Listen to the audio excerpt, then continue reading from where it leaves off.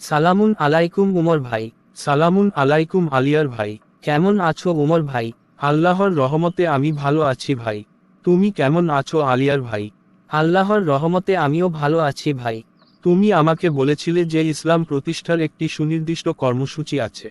আমি ইসলাম প্রতিষ্ঠার কর্মসূচি সম্পর্কে জানতে আগ্রহী। তোমার ইসলাম প্রতিষ্ঠার কর্মসূচি সম্পর্কে জানার আগ্রহ আছে শুনে খুশি হলাম। তোমাকে ধন্যবাদ ভাই। কিন্তু ইসলাম প্রতিষ্ঠার কর্মসূচি সম্পর্কে জানার আগে ইসলাম যে একটা আদর্শ ভিত্তিক জীবন ব্যবস্থা সে সম্পর্কে আমাদের পরিষ্কার ধারণা থাকা আবশ্যক। ইসলাম যে একটা জীবন ব্যবস্থা সেটা আমরা কিভাবে বুঝব? ইসলাম যে একটা জীবন ব্যবস্থা সেটা এই ইসলাম নাম থেকেই প্রমাণিত হয়। আল্লাহ আমাদের জীবন পরিচালনার জন্য একটা জীবন ব্যবস্থা প্রণয়ন করে, সেই জীবন ব্যবস্থার নাম দিয়েছেন দ্বীনুল ইসলাম। এখানে দ্বীন শব্দের অর্থ হচ্ছে জীবন ব্যবস্থা এবং ইসলাম শব্দের অর্থ হচ্ছে শান্তি। অর্থাৎ ইসলাম হচ্ছে আল্লাহর প্রণীত শান্তিপূর্ণ জীবন ব্যবস্থা। আল্লাহ বলেন, আমার নিকট ইসলাম ছাড়া কোনো দিন বা জীবন ব্যবস্থা গ্রহণযোগ্য বলে বিবেচিত হবে না।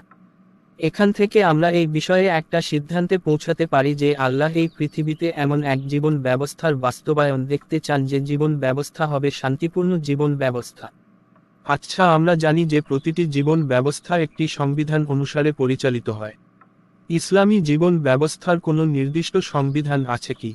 অবশ্যই, ইসলাম সম্পূর্ণভাবে একটি সাংবিধানিক জীবন ব্যবস্থা। ইসলামী জীবন ব্যবস্থা পরিচালিত হয় কোরআনের হুকুম বিধান এবং আইন দ্বারা, সুতরাং কোরআন ইসলামী জীবন ব্যবস্থার সংবিধান। ইসলামে হাদিসের ভূমিকা কি? কুরআন দ্বারা হাদিসের গ্রহণযোগ্যতা যাচাই করা হয়।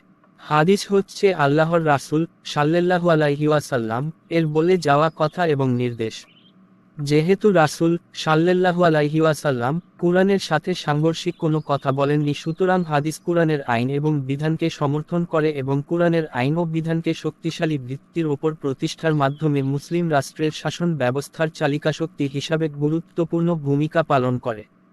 আমরা দেখেছি যে মুসলিম সংখ্যাগরিষ্ঠ দেশগুলোতে বিভিন্ন ধর্মভিত্তিক রাজনৈতিক সংগঠন সমূহ তাদের গঠনতন্ত্র এবং কর্মসূচি অনুসারে রাষ্ট্রসমূহে কুরআনের বিধান প্রতিষ্ঠার উদ্দেশ্যে আন্দোলন সংগ্রাম করেছে। কিন্তু তাদের এই চেষ্টা ব্যর্থ হয়েছে। তাদের এই ব্যর্থতার কারণ কি? তুমি তোমার প্রশ্নের মধ্যে এই প্রশ্নের উত্তর দিয়ে দিয়েছ ভাই। দেখো, ইসলাম হচ্ছে আল্লাহর প্রণীত জীবন ব্যবস্থা। সুতরাং এই জীবন ব্যবস্থা প্রতিষ্ঠার কর্মসূচি আল্লাহ প্রদত্ত হবে। এখানে কোনো রাজনৈতিক সংগঠন এবং নেতাকর্মীদের প্রণীত কর্মসূচি কার্যকর হবে না। ইসলাম প্রতিষ্ঠার প্রকৃত কর্মসূচি কি? ইসলাম প্রতিষ্ঠার প্রকৃত কর্মসূচি সম্পর্কে রাসূল সাল্লাল্লাহু আলাইহি ওয়াসাল্লাম তার অনুসারীদের উদ্দেশ্য করে বলেন, আল্লাহ আমাকে 5টি কাজের আদেশ দিয়েছেন, আমি তোমাদের দিয়ে যাচ্ছি। ইসলাম প্রতিষ্ঠার প্রকৃত কর্মসূচি নিম্নে বর্ণিত হয়েছে। রাসূল সাল্লাল্লাহু আলাইহি ওয়াসাল্লাম বলেন, তোমরা ঐক্যবদ্ধ থাকবে, পৃথক হবে না, তোমরা জাতি হিসাবে শৃঙ্খলা অনুসরণ করবে, তোমরা একক নেতৃত্বের প্রতি আনুগত্য প্রকাশ করবে যদিও তোমাদের নেতা কৃতদাস হয়। তোমরা হিজরত করবে এবং জিহাদ করবে সকল প্রকার অন্যায়ের বিরুদ্ধে ন্যায় প্রতিষ্ঠার উদ্দেশ্যে। এই হাদিসটি ইসলাম প্রতিষ্ঠার প্রকৃত কর্মসূচি।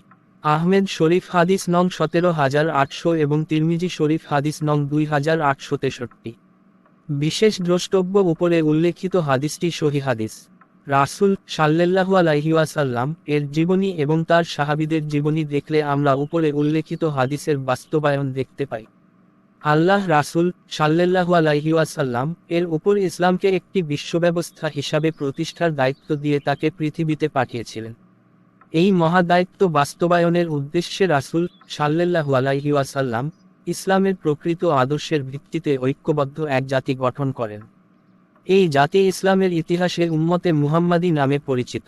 মুসলিম জাতি ইসলামের প্রকৃত আদর্শ এবং কর্মসূচি অনুসরণ করার কারণে বিশ্ব শাসক জাতি হিসাবে আত্মপ্রকাশ করেছিল। তুমি বললে মুসলিম জাতি ইসলামের প্রকৃত আদর্শ এবং কর্মসূচি অনুসরণ করার জন্য বিশ্ব শাসক জাতি হিসাবে আত্মপ্রকাশ করেছিল, কিন্তু আজকে মুসলিম জাতি হাজারো ভাগে বিভক্ত। আজকে মুসলিম জাতি দাসত্ব বরণ করে নিয়েছে, এর কারণ কি? মুসলিম নামক এই জাতির দাসত্ব বরণের কারণ নিম্নে বর্ণিত হয়েছে।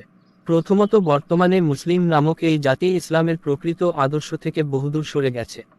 ইসলামের প্রকৃত আদর্শ অনুসারে আল্লাহ হচ্ছেন হুকুম বিধান এবং আইনদাতা এবং এটাই ঈমানের প্রস্তাব।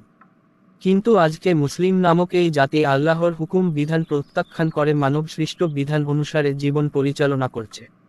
আল্লাহর প্রদত্ত জীবন ব্যবস্থা প্রত্যাখ্যান করে, মূলত আল্লাহকে হুকুমদাতা বিধানদাতা হিসাবে প্রত্যাখ্যান করেছে। দ্বিতীয়ত, মুসলিম নামক এই জাতি ইসলাম প্রতিষ্ঠার প্রকৃত কর্মসূচি হারিয়েছে।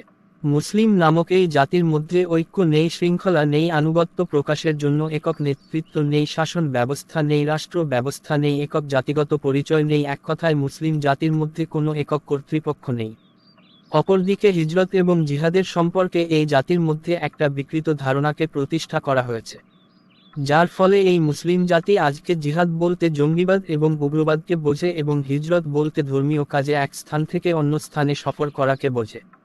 যদিও জিহাদ অর্থ হচ্ছে ইসলামের প্রকৃত আদর্শ প্রতিষ্ঠার উদ্দেশ্যে সর্বাত্মক প্রচেষ্টা এবং হিজরত অর্থ হচ্ছে আল্লাহর হুকুমের সাথে সাংঘর্ষিক সকল ব্যবস্থাকে প্রত্যাখ্যান করা।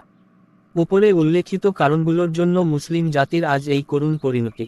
কিন্তু যেসব রাজনৈতিক সংগঠন সমূহ ইসলাম প্রতিষ্ঠার উদ্দেশ্যে কাজ করে যাচ্ছে তারা তো একটি কর্মসূচির ভিত্তিতে ঐক্যবদ্ধ। এটা একটা ভুল ধারণা যে ধর্মভিত্তিক রাজনৈতিক সংগঠন সমূহ ইসলাম প্রতিষ্ঠার উদ্দেশ্যে লড়াই করে যাচ্ছে। ধর্মভিত্তিক রাজনৈতিক সংগঠন সমূহ মূলত মানব সৃষ্ট ব্যবস্থা অনুসরণ করে রাষ্ট্র ক্ষমতায় আসীন হতে চায়। কিন্তু ইসলামের প্রকৃত আদর্শ অনুসারে ইসলাম হচ্ছে আল্লাহর প্রদত্ত একমাত্র শান্তিপূর্ণ এবং ভারসাম্যপূর্ণ বিশ্ব ব্যবস্থা। সুতরাং মানব সৃষ্ট সকল ব্যবস্থাই ইসলামের প্রকৃত আদর্শের সাথে সাংঘর্ষিক। কিছু ক্ষেত্রে এই ধর্মভিত্তিক রাজনৈতিক সংগঠন সমূহ সফল হয়েছে, এটা সত্য, কিন্তু মানব সৃষ্ট ত্রুটিপূর্ণ এই ব্যবস্থা প্রত্যাখ্যান করার স্বাধীনতা অথবা সুযোগ কোনোটাই তাদের কাছে থাকে না। দেখো, ইসলাম প্রতিষ্ঠার ক্ষেত্রে ঐক্যের ভিত্তি হবে লা ইলাহা ইল্লাল্লাহ, যার অর্থ আল্লাহকে একমাত্র সার্বভৌম কর্তৃপক্ষ হিসাবে স্বীকৃতি প্রদান করা। কিন্তু আজকে মুসলিম নামক এই জাতি মানব সৃষ্ট ব্যবস্থা অনুসরণ করে জীবন পরিচালনা করছে। যদিও মুসলিম জাতির সৃষ্টি করা হয়েছিল পৃথিবীতে আল্লাহর প্রদত্ত জীবন ব্যবস্থা বাস্তবায়নের জন্য। তোমার আলোচনা থেকে অনেক গুরুত্বপূর্ণ বিষয় সম্পর্কে জানতে পারলাম, তোমাকে ধন্যবাদ ভাই। আল্লাহ আমাদের ইসলামের প্রকৃত আদর্শের ভিত্তিতে ঐক্যবদ্ধ জাতি গঠনের তৌফিক দান করুন। আমিন। আল্লাহ হাফেজ ভাই। আমার একটা প্রশ্ন আছে, আমাদের আমলের গুরুত্ব কি? আমরা আমলের গুরুত্ব সম্পর্কে অন্য কোনো দিন আলাপ করতে পারি। তোমার প্রশ্নের জন্য ধন্যবাদ ভাই। আল্লাহ হাফেজ ভাই।